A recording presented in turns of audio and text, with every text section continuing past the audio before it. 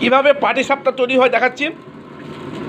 প্রথমে ময়দা আর চিনি জল দিয়ে গুলে নিতে হবে। ময়দা চিনি আর সুজি, ময়দা চিনি আর সুজি জল দিয়ে গুলে নিতে হবে গরম জলে।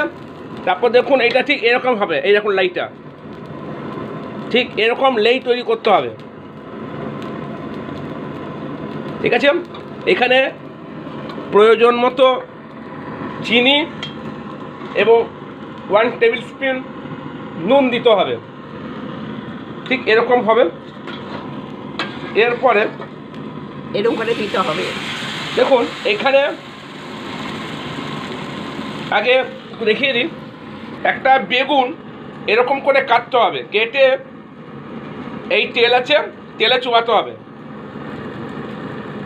আর যে পুরটা তৈরি হচ্ছে দেখুন, এখানে আছে নারকেল কোড়া, খেজুর গুড়, খোয়াক্ষীর আর মাখা সন্দেশ ভালো করে মিশিয়ে জাস্ট এরম পুরটা তৈরি হবে। যেটা কেটেছি এটা তেল দিয়ে এরকম ভিজিয়ে এখানে দেখুন এইভাবে দেওয়া হচ্ছে। আগুন নাই।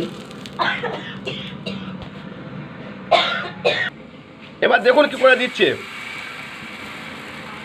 যে ময়দা সুজি গোলাটা এরকম দিচ্ছে।